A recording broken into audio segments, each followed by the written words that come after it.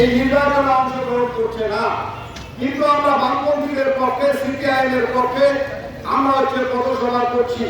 পথসভা করছি এই কারণেই, আমরা যারা শ্রমিক আন্দোলন করি, আমরা যারা শ্রমিকের স্বার্থ রক্ষার জন্য সারা বছর মানুষের পাশে থেকে মানুষকে সাথে নিয়ে লড়াই আন্দোলন সংগ্রাম সংগঠিত করি, আমরা সেই সময় লক্ষ্য করছি, আমরা যখন শ্রমজীবী মানুষের স্বার্থে সোচ্চার হচ্ছি, আমরা লক্ষ্য করছি আমাদের দেশের শাসক দল এবং আমাদের রাজ্যের শাসক দল, দুই দল নির্বিচারে বামপন্থী শ্রমিক আন্দোলনকে শেষ করবার জন্য, শ্রমিকের মেরুদণ্ডকে ভাঙা করার জন্য তারা প্রতিদিন রাষ্ট্রযন্ত্রকে ব্যবহার করছে।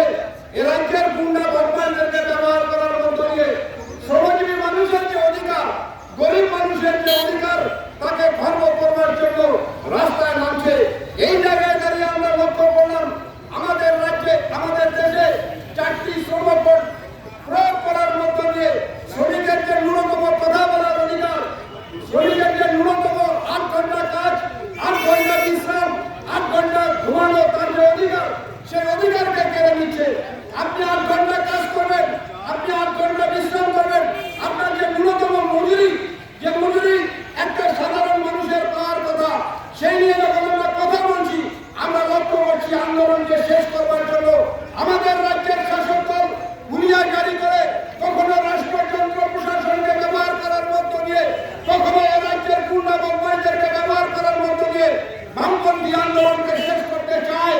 আসলে তৃণমূল কংগ্রেস কিংবা দেশের বিজেপি সরকার জানে না বামপন্থী আন্দোলনের ইতিহাস।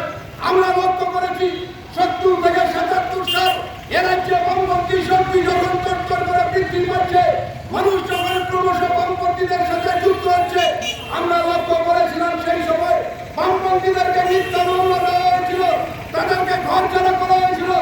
একদিন 11,000 শ্রমিক কর্মচারী কৃষক বন্ধুদেরকে কচু কাটা করার মধ্য দিয়ে এ রাজ্যে বামপন্থী আন্দোলনকে উদ্ধার করবার চেষ্টা করেছিল। কিন্তু ইতিহাস শেষ কথা বলে আমরা লক্ষ্য করেছি 77 সালের পরবর্তী সময়ে মানুষ সমস্ত কিছুকে জবাব দিয়েছে। এ রাজ্যের বুকে বামপন্থী শক্তি নতুন করে শক্তি বৃদ্ধি করেছে। 77 সাল থেকে 2011 সাল এ রাজ্যে বামপন্থীরা ক্ষমতায় ছিল, শ্রমিকের অধিকার ছিল, আমাদের শিক্ষকের অধিকার ছিল, কৃষকের অধিকার ছিল।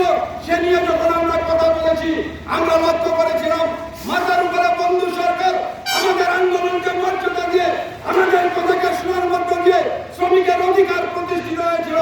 আজকে 11 সালের পরবর্তী সময়কালে আমার রাজ্যে কি ভয়ঙ্কর ঘটনা চলছে। মানুষ তার 365